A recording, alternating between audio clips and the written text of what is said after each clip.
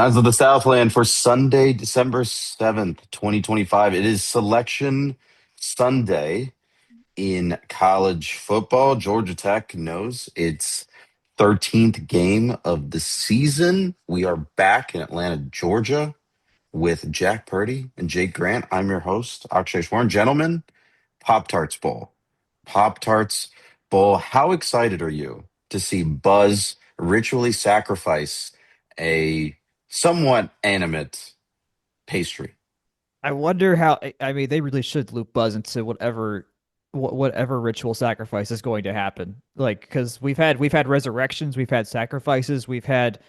Uh, there's so much weirdness around, and there's like more Pop Tart mascots than ever now. Like, I think there's like a 3-on-3 competition happening between two sides. I'm not too sure on all the lore quite yet, but uh, Buzz is going to have Buzz and the BYU Cougar too. Like that thing's got some pizzazz as well. Like there is some.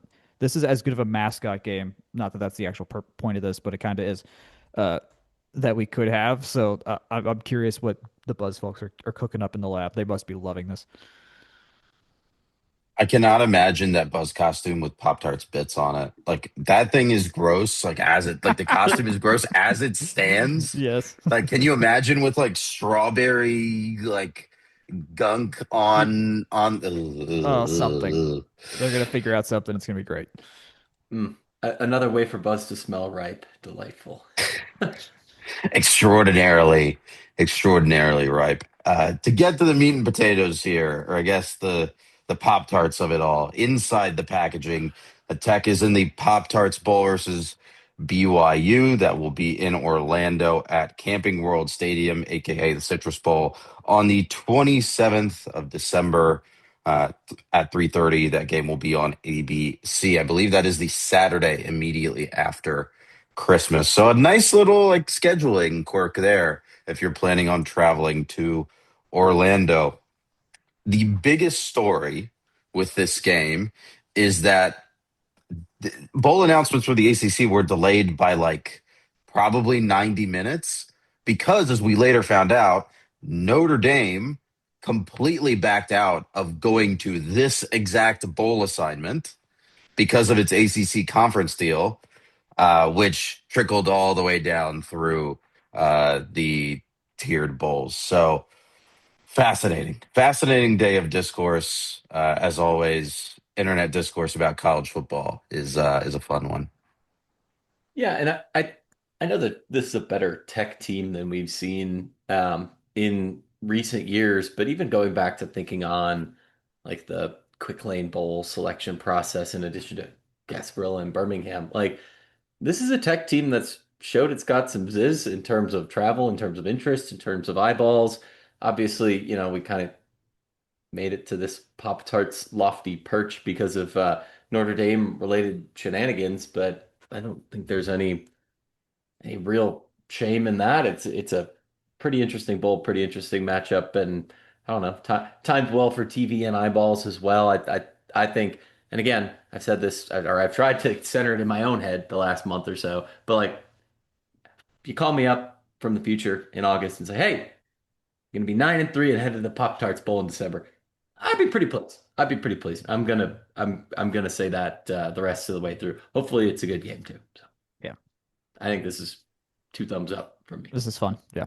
Yeah. A couple of notes on opponent history here. This is Tech's first game versus BYU since 2013. That 2013 game was the back end of a home and home in 12 and 13, which Tech lost by an aggregate score of 79-37. So a bit inauspicious there. Tech versus BYU, excuse me, is 1-3. The only win came in 2003 in their first ever meeting. This is the first time that they will meet on a neutral field. Any thoughts before we dive deeper into BYU, Jack? Any thoughts on this matchup? It's just fun, man. It seems like so I don't know for sure like how they ordered the ACC teams in bowl order because you Virginia's going to the Gator Bowl, and I think that was the top selection, and then Notre Dame would have been two maybe. That was kind of in that 1-2 range, and so we were. I think it seems like we were going to be neither the Holiday Bowl maybe the Sun Bowl because Duke went to the Sun Bowl and SMU went to the Holiday Bowl.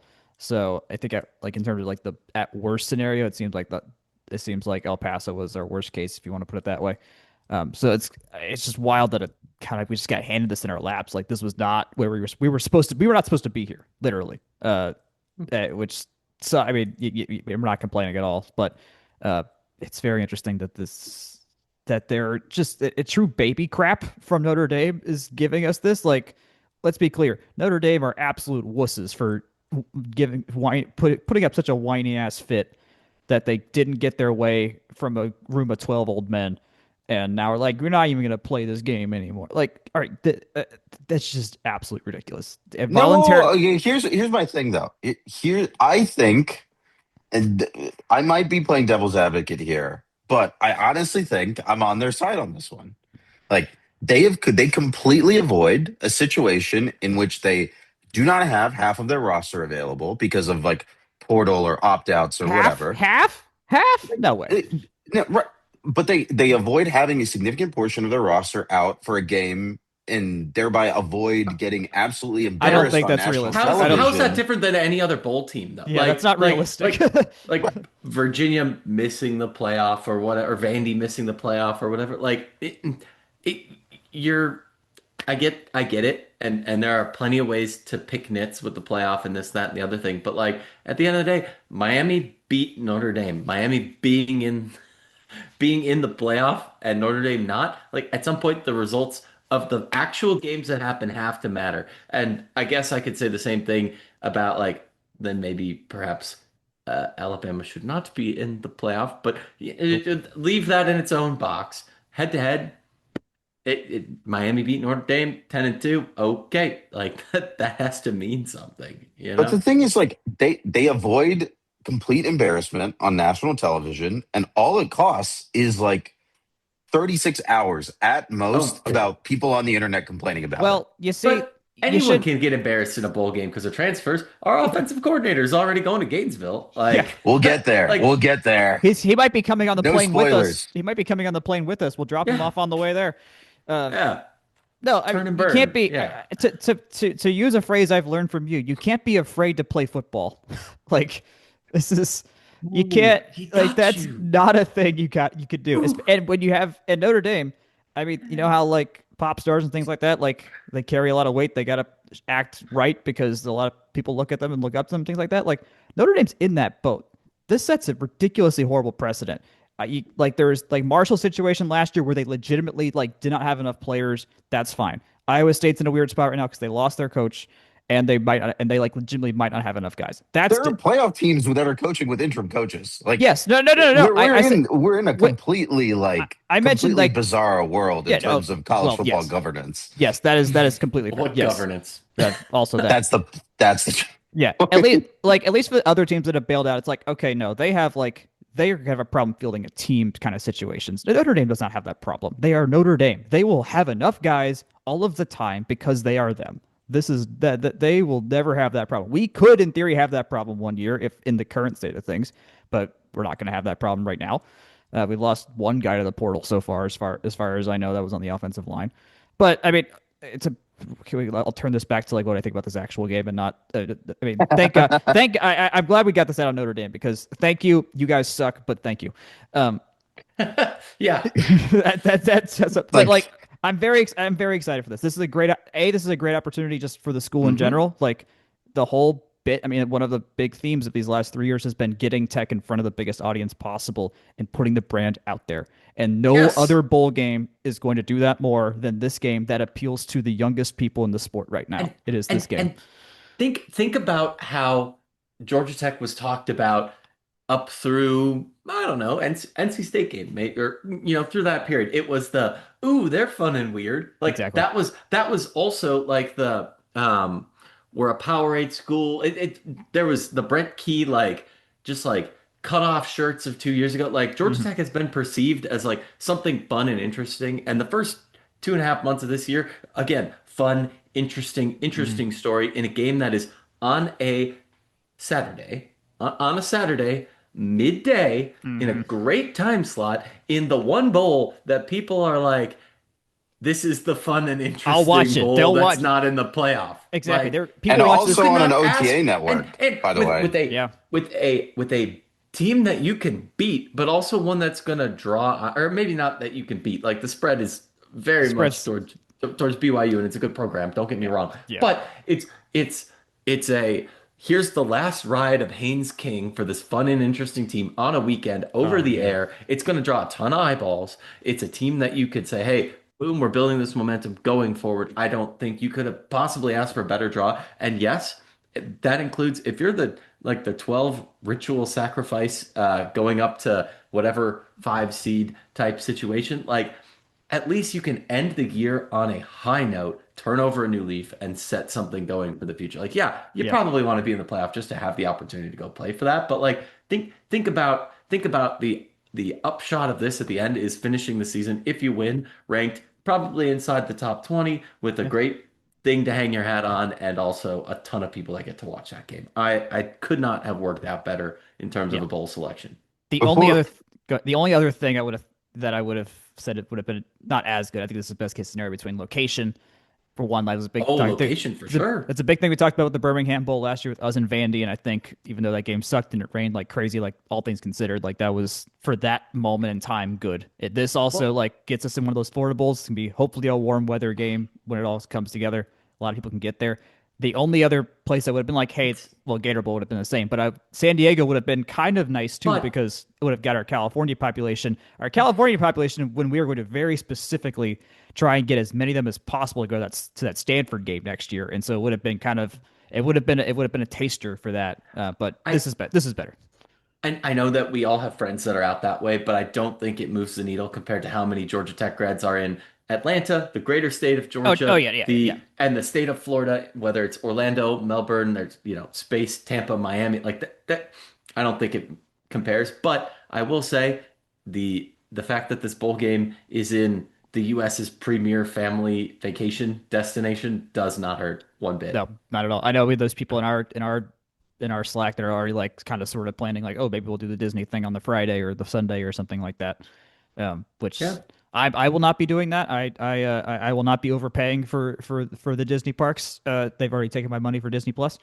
Uh, but nonetheless, yeah, this is so great. This is the only reason I would like to go to Orlando is to go to this event. Like there's outside of maybe like like if we had an MLS Cup or something down there, but that's not possible. So this is literally Yeah, it. that is actually not possible. Yeah, that's not possible.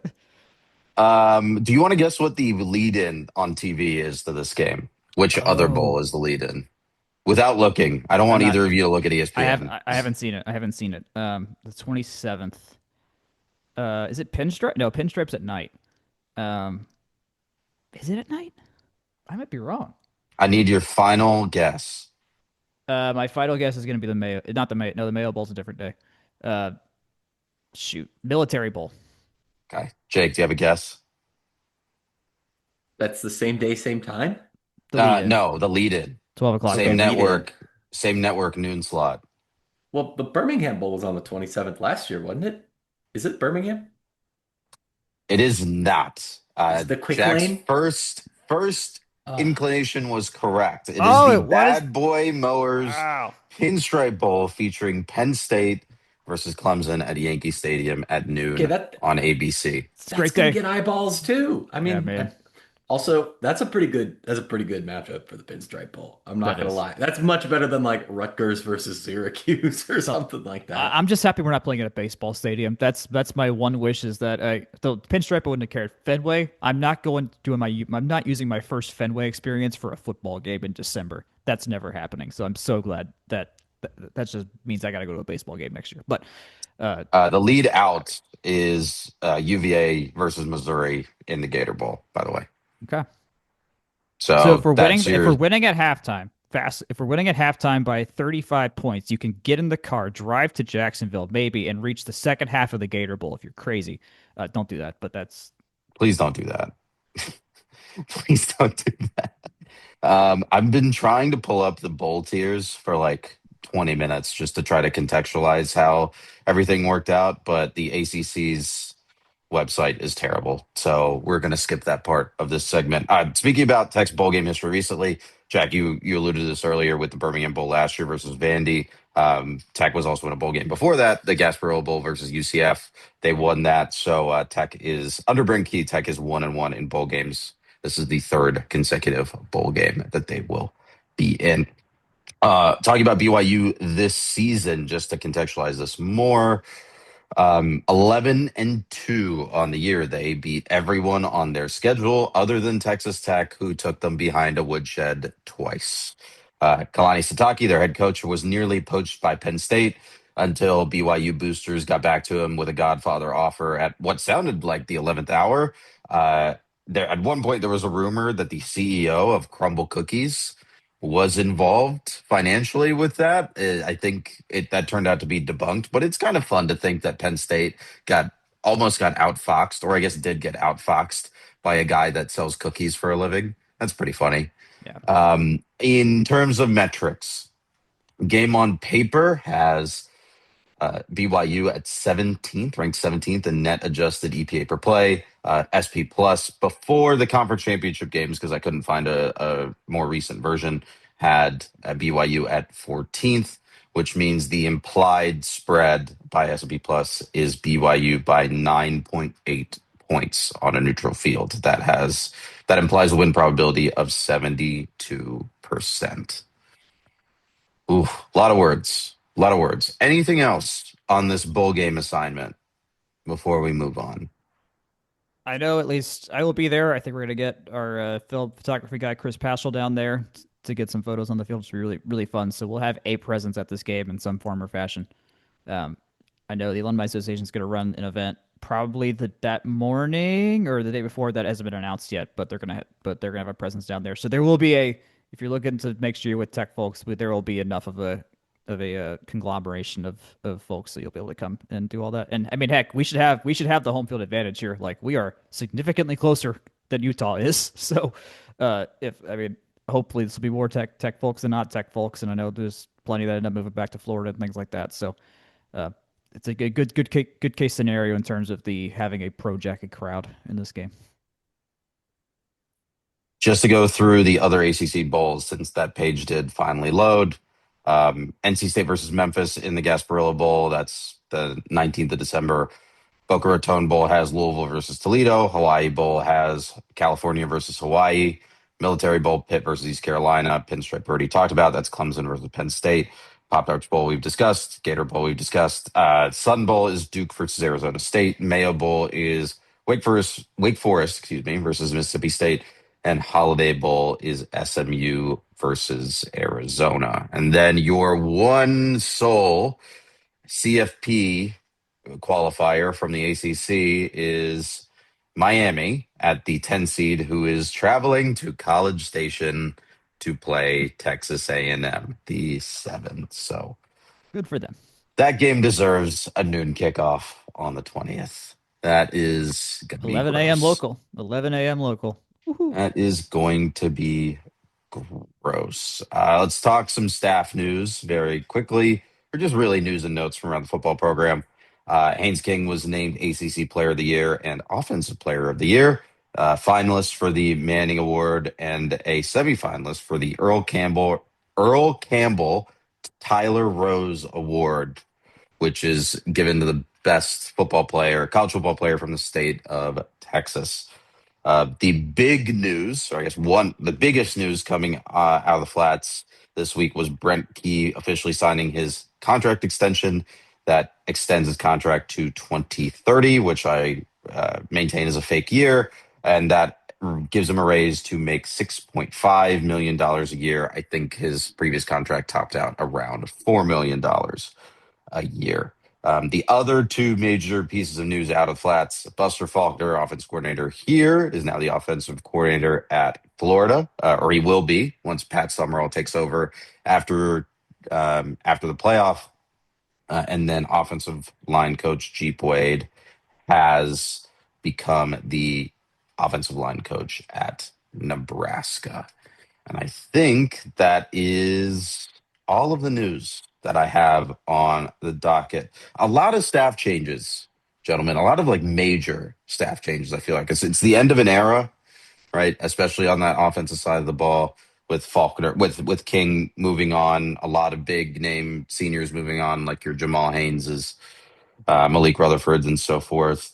And now with Faulkner and Wade going, it really feels like the end of a cycle.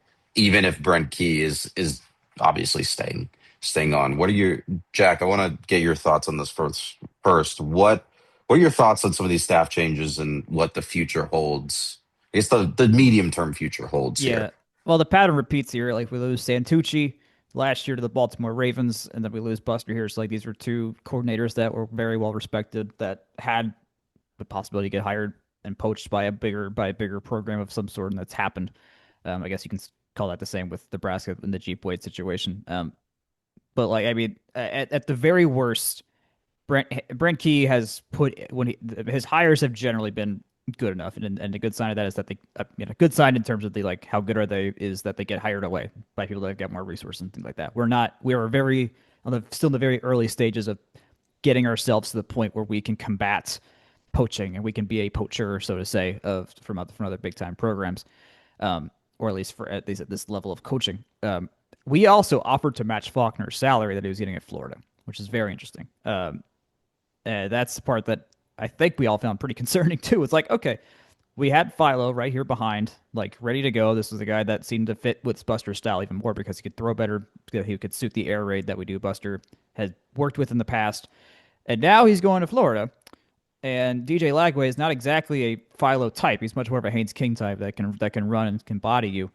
Um, so I don't know what that means in terms of Aaron Philo moving. I think that's the big follow up question. It's like, okay, if Buster's gone, is Philo gone? Uh, like we got Graham Knowles, we got Grady Adamson in the waiting, but I don't think there was exactly any plan to have them ready to like be starting quarterbacks in 2026 against not, I guess a not easy schedule. We're reverting back to our classic. Oh crap, we play all these good teams again next year.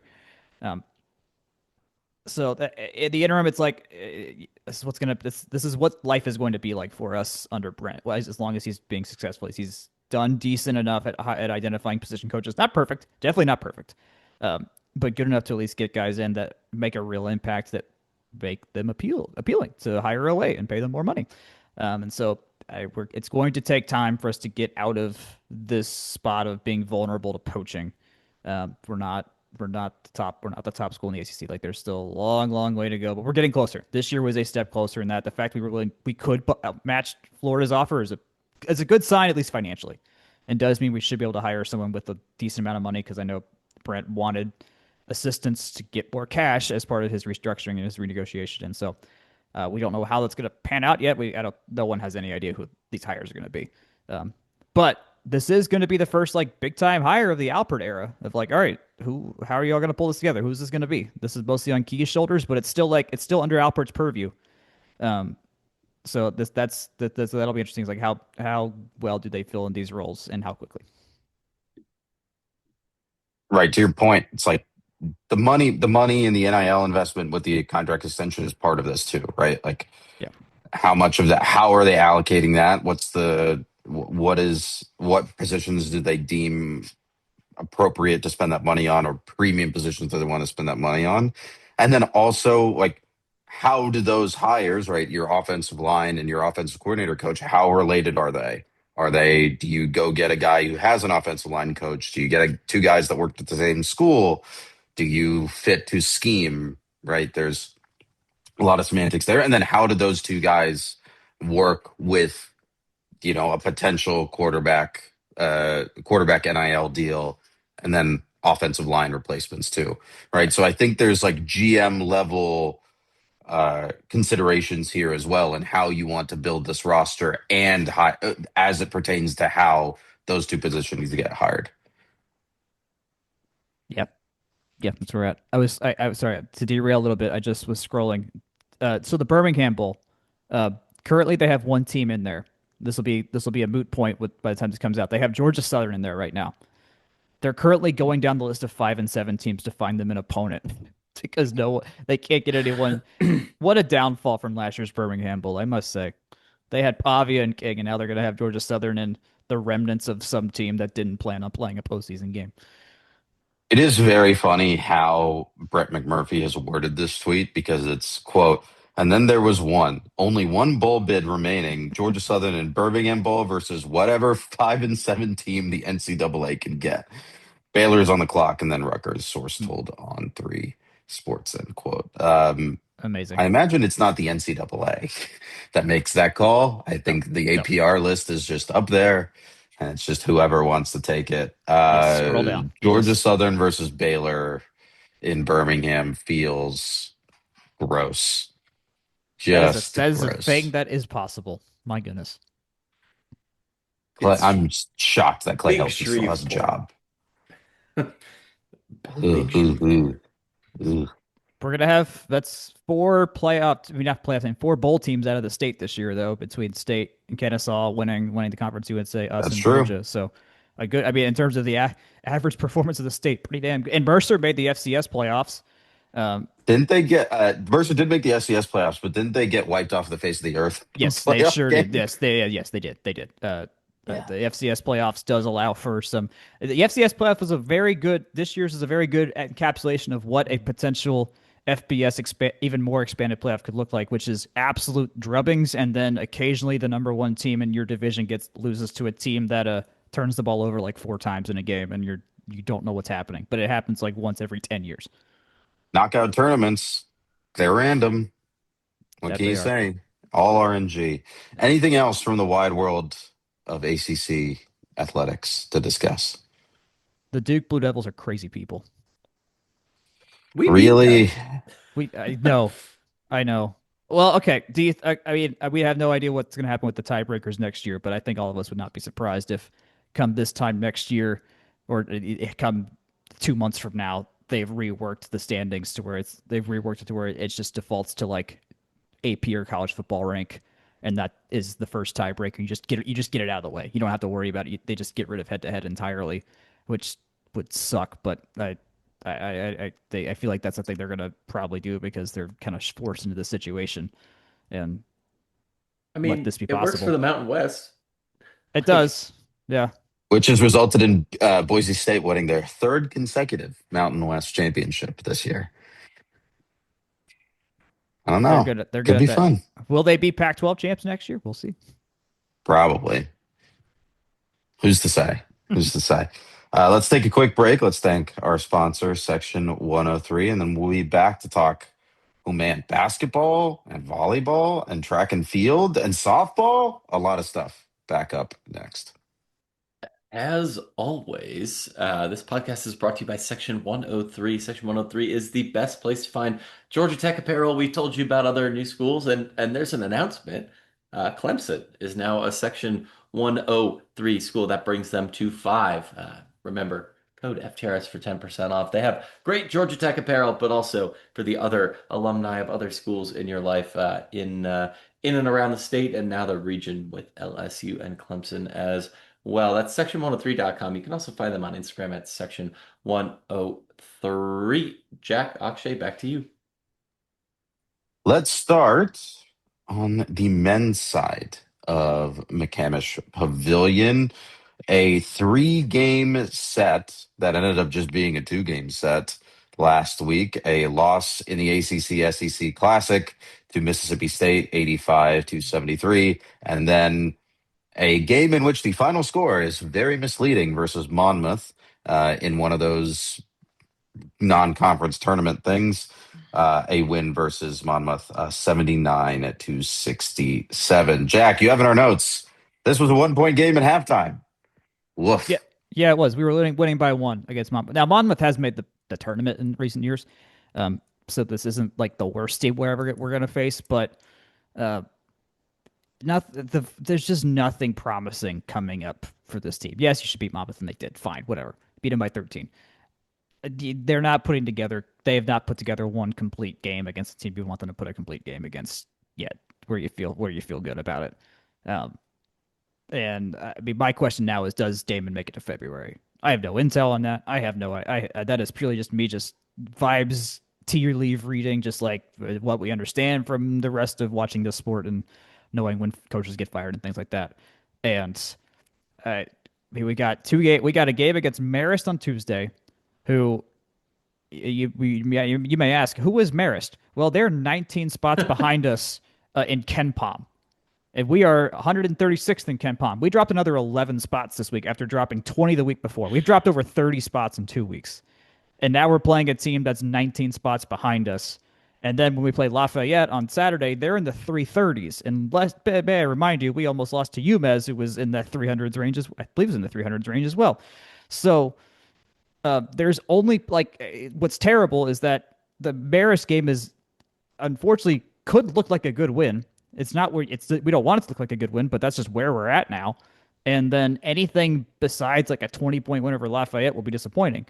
Uh, and I'm like, do any of us like believe that that's what's going to happen? Like, obviously we want them to like kill everybody as like and win by a million, but uh, just speaking realistically and just knowing what the recent results have been, it's like if they don't get their act together soon, uh, Damon's going to run out of excuses. It's like there's just not going to be any, and it's worrying in that on that front. Yeah, it's not a great look when you have to talk about a game versus a team in the 330 ranks, like ranks as a rake that this team could step on, and it Right. could cost someone their job. Right. It's really not a I don't good want that for look. Damon. Like I don't want that for Damon. Like I'm like I was really like I really like the hire initially because he came from the Ume Udoka staff at Boston, where they had like a really rough time adapting to Ime's style. But when they figured it out, they made the NBA Finals, and they were one of the best teams out there. I'm like, okay, he has seen kind of what it takes to mold a team into shape, and he never fully got it. Yes, he beat Duke in North Carolina his first year, which was freaking amazing, and I can't believe we got to see that in person. Um, Last year gets a bunch of guys hurt. They kind of figure out something. They don't win any massive games, but they're at least some good. There's at least some good fight in there. They Um, finished 500 in the ACC last year, yeah, like there was which something there. There they was something now there. And granted, larger pool. They play a yes, lot more conference games, yes. and there are more teams in the conference, but it's something. But right now, if you put us and Boston College against each other, it's probably a toss-up game right now. Um, Oh, I can actually tell you what it is. please It's tell me what a because game. I'm looking at the Bartorvik site Okay. for Tech. Tech would be favored by 3.9. It would be Okay. a 68 to 64 game. That's with home field advantage. Whew. Yeah. So a neutral court, we're the same team. Like that's not great. Ugh, That's not great. ugh. So I mean, Not ideal. no, it's not. And I would say like, hey, this would be great. I mean, Tuesday's not a 9 p.m. tip, thank God. I don't think. And then Saturday's just a normal Saturday game. But I mean, an ACC is right around the corner. Like we play Duke very soon. Me and Jake covered We this play last Duke week. on New Year's Eve Yeah. So we're at Cameron. yeah, like it's coming. They got basically 2.5 weeks to solve something here to get themselves ready for that. And I mean, I really hope they do. I'm not a basketball analyst or anything like that, but just knowing, we said earlier in the year, talking about Alpert again, we thought like, okay, his first big major decision is going to be if the basketball team isn't playing as good as they need to do, and what does Ryan do with Damon? Like, what path does he want to take? How much patience does he have? And we're hitting that spot in the season where it's like, okay, you got to really prove it, or else Ryan's going to start asking himself the question. And that's just something that if you're Damon Stoudemire, you want to avoid. If you're anyone on that staff, you're anyone on that team, you don't want to force him to make a decision like that. And so games like this, as much as they are like, why would I watch a game against Maris on a Tuesday if I have something better to do? Which take it or leave it. Uh, that's not a thing you want to be asking yourself, or at least thinking about. But that is where we're at. So just looking at the schedule here, there are, let's see, one, two ACC games three ACC games that Tech is currently favored in.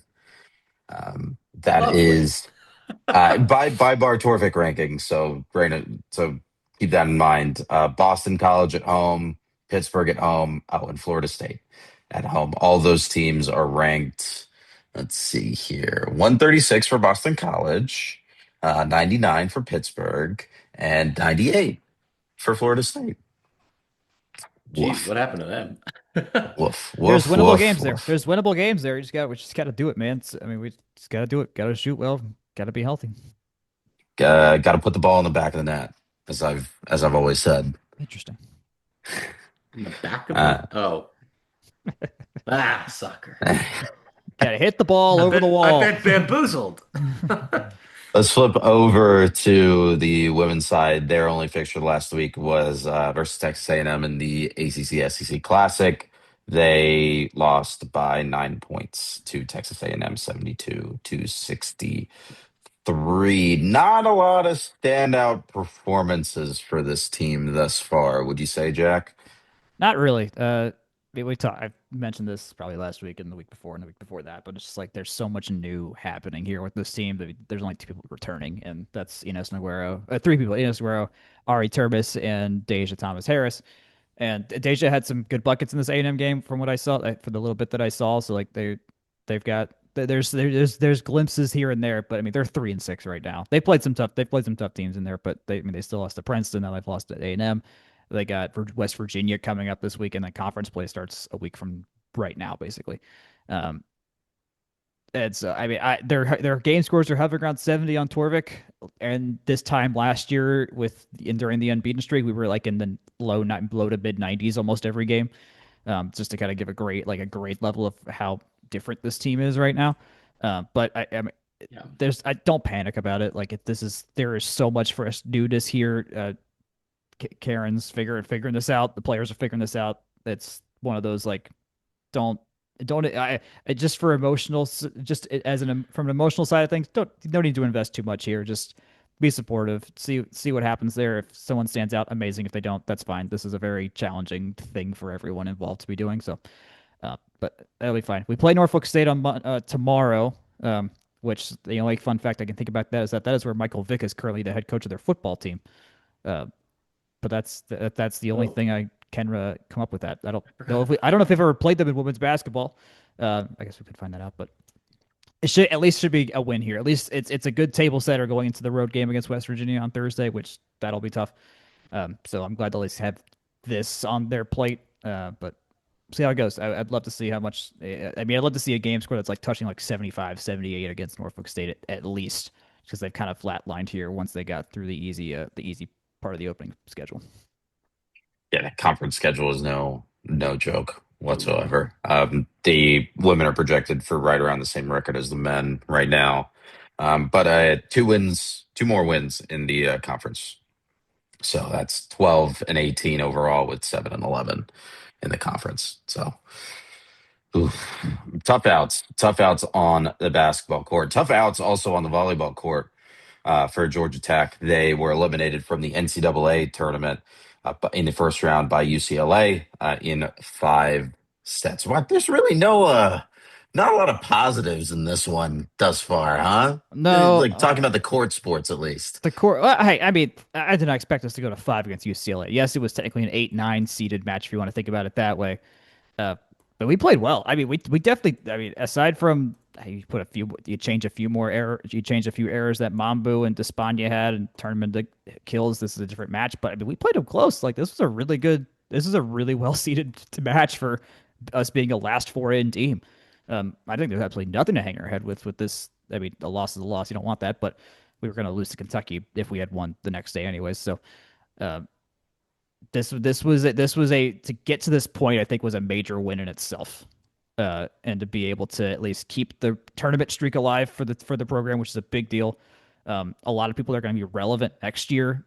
Played well in this game. Played well in enough spots in this match. This team went from like having like one really good set to like getting better and getting to like two or three really good sets against a team that they could lose to. They mean they weren't they got one set off of Stanford on the road. That's awesome. Pitt kind of cleaned our clock, but it's Pitt. They probably should play for the national title against Nebraska. I think they played in the Final Four against Nebraska if things line up in the tournament.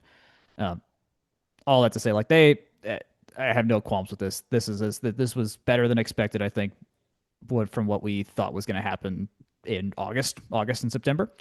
Um, hate the suck. It sucks that we've now lost to UCLA 3-2 twice, 2 years in a row. That part sucks. Don't like that. We've also now played them twice in the NCAA tournament in the first round and have lost both times. So there's this one little weird UCLA hump we haven't gotten over yet, and who the hell knows when we'll play them again. Although I do know Michelle likes to like reschedule teams from last year. Like we played Wisconsin and Tennessee again this year after we played them in the tournament last year. Maybe we'll play them again next year. Maybe we'll fly out there. I don't know. but we'll see. I'll just say yes, it was a 3-2 loss. Yes, UCLA's hitters were really freaking good. They had a girl that hit 556 against us, which is just bonkers. But like Despondia was hitting well. DeAndre Pierce had a fantastic game, which has kind of been our recipe. If our middles can play really well, it's good. Bianca Garibaldi had 5 blocks in the first set, and that's why we won the first set. Um, so there are pieces there that are going to make this team really good next year. I am fully expecting we're going to be back in our usual rank spot come August of 27 or 26. And then finally, to end with some good news, a lot of good results for the start of the indoor track and field season at Clemson this past weekend. I'm just reading off some of the opponents here. Obviously, Clemson hosting Norfolk State, Florida A&M, South Carolina, Western Carolina, a school named Claflin, uh, South Carolina State, St. Thomas of Florida, Benedict, Southern Wesleyan, Anderson of South Carolina, Furman, and Kennesaw State. And then obviously Georgia Tech also participating. A bunch of unattached as well. That's just kind of the way that track goes. To read off some of the results in the women's 200 meter, Tech had a fifth place finisher in Jade Ofatan with a 24:44 in the women's 400. A third place finisher in Sarah Knoll, a sophomore, who posted a 57:44 in the women's 1,000. Three finishers, a third, a fourth, and a sixth. Alexis Wingenbach, Mackenzie Blackledge, and Kendall Johnson in the women's 3K. A ninth place finisher, Ava Coffey. In the high jump on the women's side, Akshay Srigbo finished first, and then we had Kelsey Chambers that finished fourth. The triple jump, uh, uh, Ada Ora Tagbo finished in second, and then on the men's side, the 600 meters, Cameron Kennedy finished fifth. In the 600 meters in the 3K, Ian Johnson finished seventh. In the triple jump, Charlie Crowder finished first, and in the weight throw, Tahir Hines finished third. So a lot of podium finishes, a lot of top 10 finishes across the board. Pretty good start to the indoor track and field season, I think. Yeah. Pretty good. Yeah, seems like there's a lot to like there. All right. And for our final segment, it's time to do our favorite game, but with softball. This time, the softball schedule for 26 has been announced. Mr. Grant, do you want to give us the highlights? Yeah, familiar faces for the Buzz Classic. I assume there's some sort of connection, but Villanova and Alabama, they'll be in to start the year early. Georgia Tech does go down to Gainesville to play Florida. They get two against the Gators, and there's also two against FIU. That's probably great balance there. Bama and Florida are both going to be incredible early season matchups. Those are resume games. If you flip one or two of those, I mean, two feels like asking for a lot. But if you were to get two of them, whether it's both from one team or one of each, that's really good in a tough sledding year in terms of just the kind of ACC raised floor that we got. There's a collection of teams coming for some non-con in mid-February. Georgia Tech gets Mississippi State in the building. Really like to see that in terms of non-con. They hit the road to go to Clemson in March. If you are looking for a nice away game, Clemson, March, softball, it's awesome. You can get into every cool restaurant or place that you might want to go up there. It's a good road trip. I've done that one before, so and that's a good program too. So consider that my pitch for that. Georgia Tech gets Virginia on the road. They have brought their floor up in softball quite a bit over the last few years, so that'll be good. They are headed to Athens. They host Duke. They are going on the road to Louisville. They host Boston College, and then they get a collection of non-con before Virginia Tech on the road and Florida State. So really tough sledding. Duke, Virginia, Clemson, um, Florida State, and Virginia Tech. Those are all really high quality, or at least program-wise high quality teams. That means you got to clean up in your non-con. It means that you got to flip some of those SEC games. You got, I think it's four SEC opponents on the schedule. That entire conference is usually very good, as much as I hate to admit it. And you really do have to take care of business against, against your Boston College, against your Louisville, and against your Notre Dame. Those are series you really need to flip if you're going to be making some noise and getting a good ACC seed. That being said, I think before we were on the air, Jack, I can't remember if it was you or Akshay that said this feels like a volleyball schedule, and I would wholeheartedly agree with that. Yeah, it's the same. It's very much built, and I said this too before we started recording. It feels built to say if we can get to 500, we will make the tournament. Like Yeah, that is the way that this feels built, and especially splitting what is that, four of the five big name teams in this conference between home and yeah. away. Like you're dealing yourself. I mean, that's obviously just the way that conference scheduling goes, but like and then setting up with Florida and Mississippi State and Iowa and then Bama and Villanova. Like you're setting yourself up for, hey, all we need to do is make it to 500. If we can get a couple games higher than that, depending on sequencing, we're in the money here.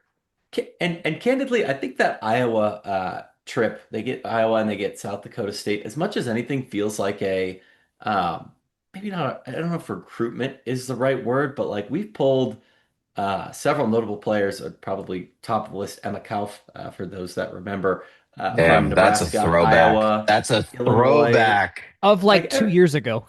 yeah, It yeah. feels like Like, forever ago. That's barely a but throwback. every couple of years they wind up getting up to the Midwest in some form or fashion. It's kind of like how they take a California trip every couple of years, especially before the ACC expanded out to the West Coast. But All you know, Coast I Conference, baby. I don't know. It just feels, and I think we had a game at Iowa State a couple of years ago. It's gonna bug me. I should have thought ahead to look at our record against Iowa State or something. Maybe they came to our building. You know what? You can probably dumpster this whole conversation, but I still think it feels like a, hey, we're trying to get out and do a different geography or region, cross schedule, and Iowa's a gettable opponent. I really think they're gettable. So by all Yeah, I'm means, all in. I'm all in. take I them on mean, the road. they tried this last year out in California where they were going to play St. Mary's and a couple other teams out there, and then the St. Mary's game got canceled because like there was massive What? rainstorms or whatever. So,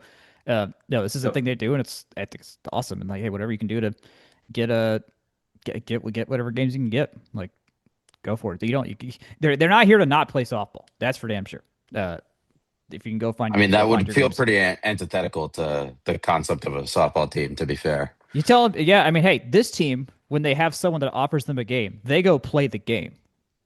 They actually go. They will travel across multiple states to go play in the game that they came here to play.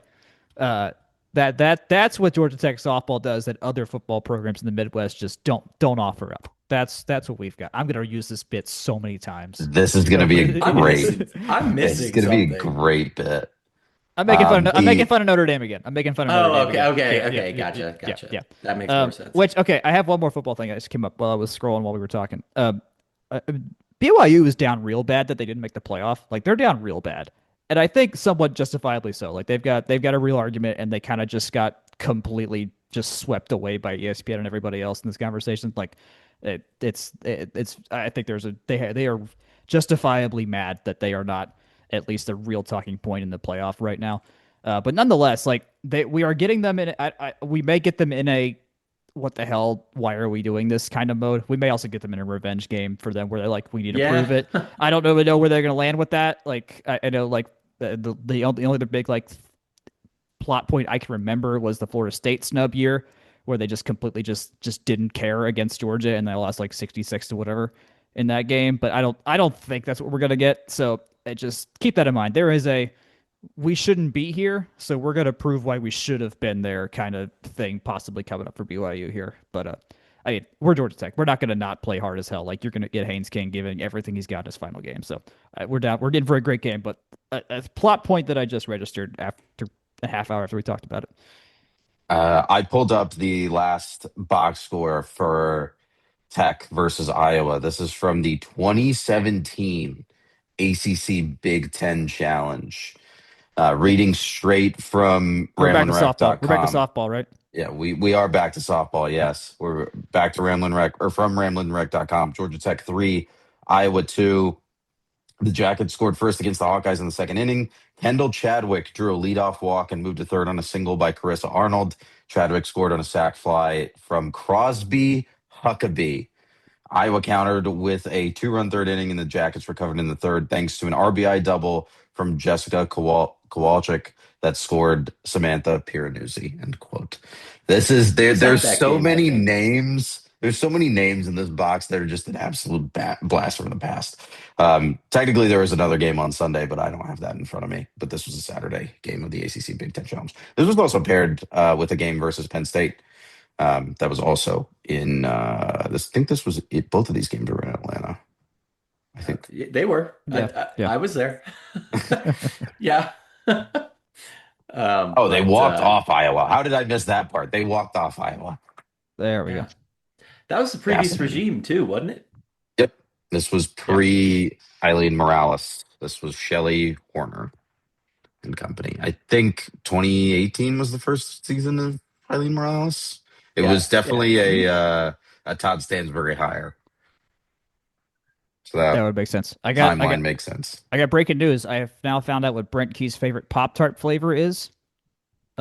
Cinnamon toast. He's a Or is it strawberry. cinnamon? It's a strawberry guy. Okay.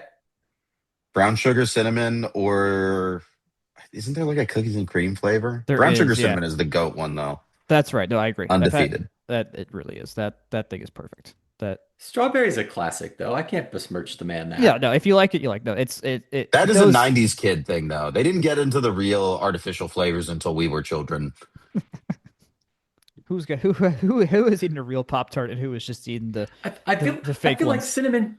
I feel like cinnamon, brown sugar, cinnamon, and strawberry are like the two most Pop Tarts of flavors in my head. Maybe, Or would you maybe that's say just because they that's should what the play each Jules other? always had when I was a kid. But Should I don't know. would you say they should play each other in some sort of Pop-Tarts bowl?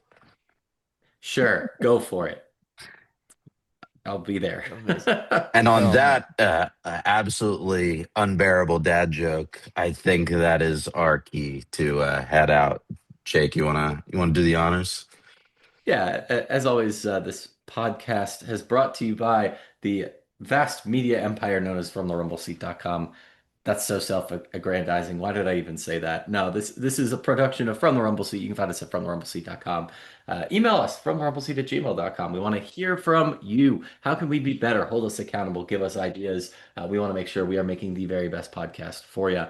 You can find Akshay and also Jack at GameOnPaper.com. Great place to find college football, advanced statistics. You can find us on social media. Just look up From the Rumble Seat on your platform of choice. We're probably there with that or a different handle. It varies. And you can also find Section 103, again, section103.com, code FTRS, 10% off. But you can find them on Instagram at Section 103. And you can find this podcast wherever fine podcasts are distributed. Until we speak again, good night, good luck, and go Jackets.